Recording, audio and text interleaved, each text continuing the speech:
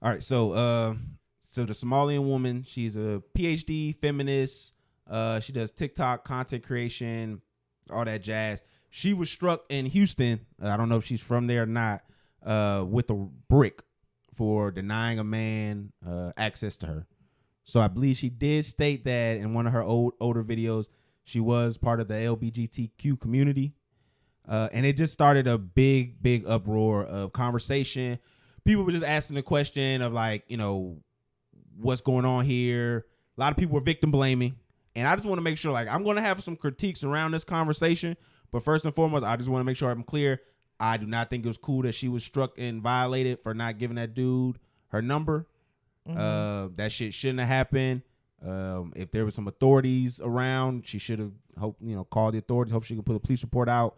And if you see something, say something. Now, let's get into what the big topic came. Did you want to touch on anything before we? No. Okay. Yeah. So I mean, I agree with that. She definitely shouldn't have been hit in the face with a brick, but I think that goes without saying, but we have to say it. Well, I mean, a lot of people were just putting out content of her because she had slapped some white person, which basically looked like all stage content. Yeah. Some white guys who just, paid her to do it.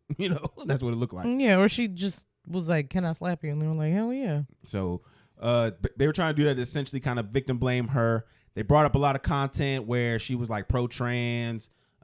She also was talking about how black men were not the protectors. They only protected what they owned and whatnot. And a big discussion came in her TikTok post where she talked about how there was men around that saw her get hit with the brick and they didn't do anything to protect her. And it went into this big conversation of black men being protectors, inherently protectors. And I'm going to tell y'all straight up, niggas is only going to protect what's theirs. Yeah, for the most part. They're not going to go out of their way. This idea that you're going to be protected from another person who's putting violence on you, from random men that don't know you, that's going to be a few and far between. Like, that's not going to be, you might have that in my age. There may be some involvement from, but according to what I've been looking into, she was in a strictly immigrant community. Like, this wasn't like she was out in normal Houston, Texas, or regular Houston, Texas, where there's, diversity of people. She was at a place that was generally for the immigrant culture. I mean, again, from what I've read on Somalia, I believe that's the name of the country, right? Somalia, yeah. Yeah, Somalia. They ain't too progressive when it comes to the women folk. No, they're not. So again, I don't know if that dude is from there, but most countries outside of Western Europe and the United States, they ain't too accommodating to the women folk. So I could definitely see if there was an altercation, she established some type of agency with this individual and he went back to his roots. He went back to his ways. And that's where this thing happened. I just want to talk about the idea that if an event like that happens, that there is a requirement from anyone to provide protection. Because I honestly and truly feel like, no, my protection as a man comes from you providing me something that I value in return for it. If that's not the case, I'll call the authorities. If I'm far enough, say, hey, stop that over there. But I'm not putting my life on the line for a stranger who I know would not do that for me. The most that stranger would do would be call the authorities, and I can do that. I respect that. At the same time, though, I would like to live in a world where, like, you can step up and not put your life at risk to. I mean, if the nigga's hitting a woman, what you think he finna do to the nigga that try to come up to him? Yeah, but also, like, there's so many situations where, like, I don't know. But what I want to say is that, like, I'm not surprised that nobody stepped in, because black people in general be like, that's none of my business. When you see like the couple, like, he's hitting on her and you hear it, but most people are like, that's none of my business. Because if I get involved, then that complicates, I'm involved, and then I'm in danger. Before you moved out here, I seen an incident just like that, where this lady was coming up, she was talking trash to one of the dudes out here in the neighborhood, and he two-timed her, dropped her right there in the street, and niggas just kept it going. Niggas just kept it moving. What does two-time mean? Oh. He hit him with the bop He bop. two-pieced her. Yeah, hit him with the two-time. That's crazy. Right by the office. Right out there. I was sitting there getting some stuff out my car or whatever. I don't know if I came home from work or something. Boop, boop. I'm seeing, oh shit, nigga dropped her. And it was just over after that. But she did, like, he was trying to walk away, and she kept getting into his face, and then he just hit her with a two-time. In that situation, like, But I'm like, after that was he it. Like, walks I didn't away, say nothing. I just went about my business. probably just make sure she's good, but I don't think engaging with the violent person is ever the correct move in that situation. I took my yellow ass home. Especially if their moral compass is askew, because thing is this this. is already someone who's putting their hands on a woman. Okay, we're not talking about a nigga who putting their hands on a woman in private is different from a nigga that's about to do it in public. No, Nigga who already doing did it in public. The nigga who doing it in public is insane. Yeah, Like, that's what I'm saying. clinically. Your moral compass is askew. It's off. Yeah, it's There definitely there may not be one. yeah. So you gotta watch out, yo. I'm Yeah. not doing it. I'm sorry. If that don't Make- make me a man, fuck it. All right. Make sure. I'm only dying for mine. I think your best move as a black man seeing a black woman be attacked is to, after the fact, make sure that she's okay. Like if you see her get two-piece, boop boop, nigga, walk away. Just be like, oh my gosh, are you okay? Let me walk you to your car so you can get to safety, whatever.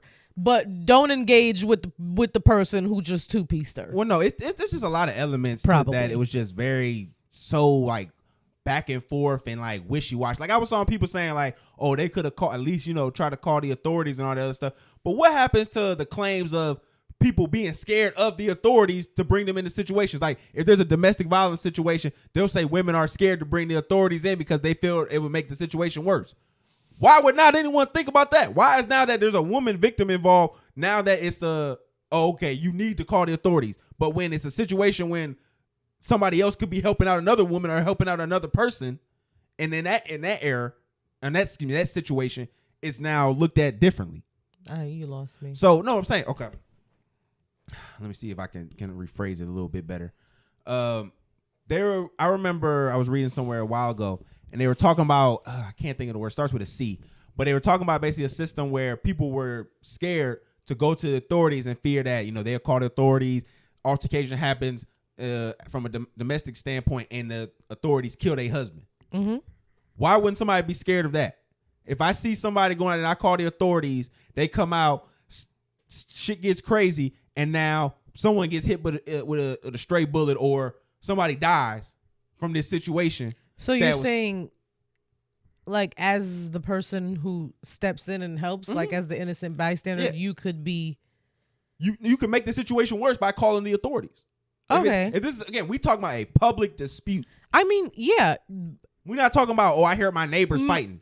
Calling the authorities could always potentially make the situation worse, especially when it's people of color involved, regardless of what the type of And situation that's what I'm saying, is. where it's like that grace isn't shown in situations like that involves men in this situation. And then you see a lot of But the you feminists, just said that the domestic disputes that women don't call the police because they say that the police could exacerbate the situation. And I'm saying the men in this situation could have felt the same way when they seen this assault going on.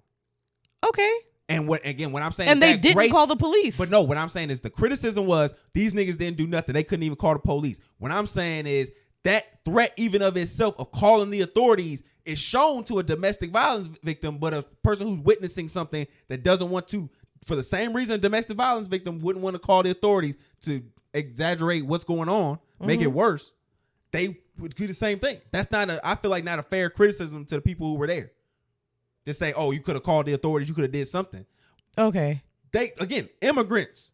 Why would they trust the authorities? Yeah. Like, why would they even come out here to call the authorities? I get what you're saying now. So that's what I'm saying. Like, this idea that people are just not using their brain at all. And then it's for the simple fact of the stuff she's saying, again, I'm not here to victim blame. But if you gonna say, ma'am, I don't believe men are protectors and providers. They only protect and provide to what they own. Why don't you have a gun when you leave the house? You live in Texas. Did she specifically say that? Yes. Okay. She has a video where she says men are not protectors and providers. They only protect what they own, which I totally agree, which makes perfect sense. Like, why would I protect and provide something? I have one life. Why would I give that for something that's not mine? Mm-hmm.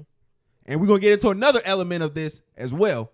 But no, why do you not have a gun if you live in Texas? Or in Texas? Why do you not have any firearm? Why do you not have any protection in this situation? Charleston White don't leave nowhere without that goddamn mace. Without that damn pig poker. Like, come on now. At some point, you have to take this shit to a logical conclusion. If this wave of third wave feminism is taking you to a way that says, hey, men are not protectors, that means what? Nigga, I have to protect myself. Does it not? Yeah. So we having this idea where it's like, bro, you can't say, because it's a two-way street. Men can be protectors, but then that means you also have to revere that person who's your protector. That comes with, when y'all say y'all don't like to smile, like even with simple shit like that. Y'all say when a man come around, they say, why you not smiling? That's a part of it. If I'm coming here to protect you, if something happens, you should be being pleasant when I see you. That's a give and take. I'm not saying that you got to do it, but that's a give and take with it. Like, I'm sorry, like this idea that protection comes for free, just like submission don't come for free.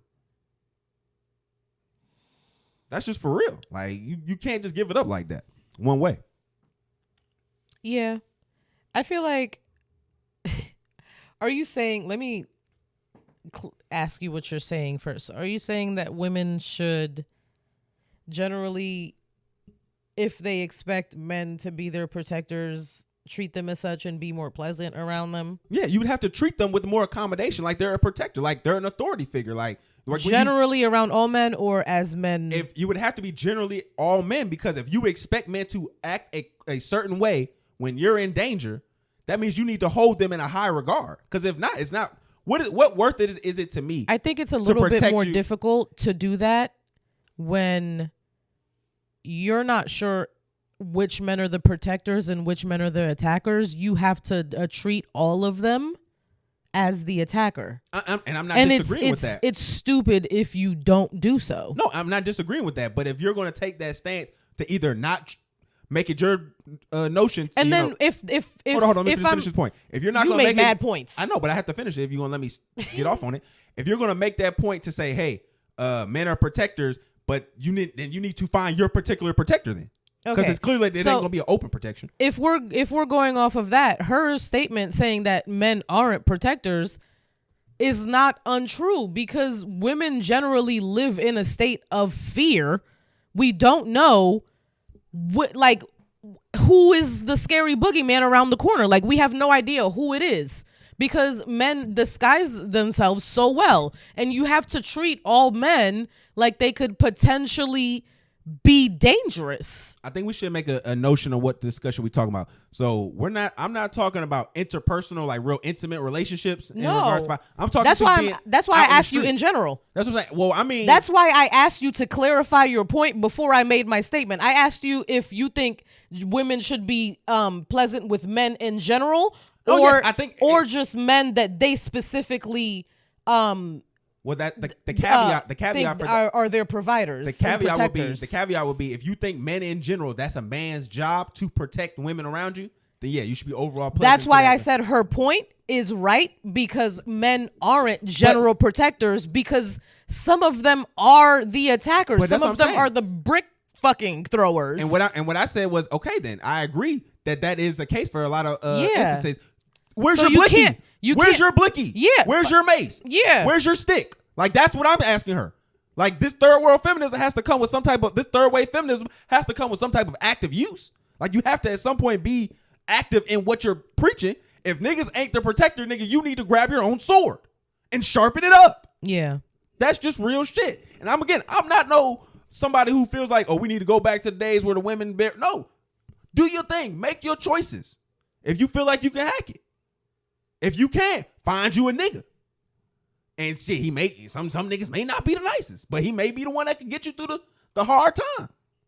But you got to make a choice, because at the end of the day, y'all can't say patriarchy has been X, Y, and Z, and then make all this other jargon up about how women are doing in the system and all this stuff. It can't be both.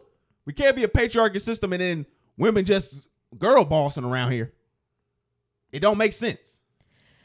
It does make sense. You can do the best you can fucking try to do in a system. Best isn't girl in bossing. a system, girl bossing is in a system that is not built for not you. bossing. You Girl can bossing fucking is, just try to make it, turn it, and but that's not the narrative. And change it to your benefit. But that's not the narrative, though. The narrative is that women are slowly or surely overtaking men in earning. Like that's the narrative that's going on.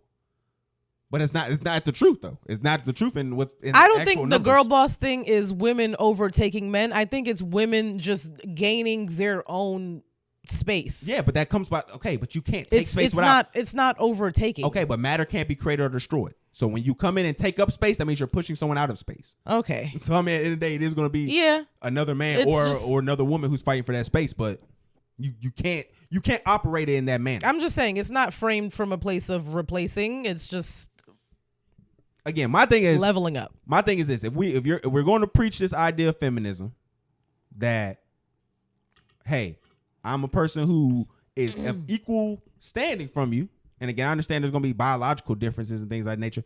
You have to prepare on protecting yourself. You can't be going over here saying black man don't protect black man don't. No, black man ain't got enough resources to protect everybody.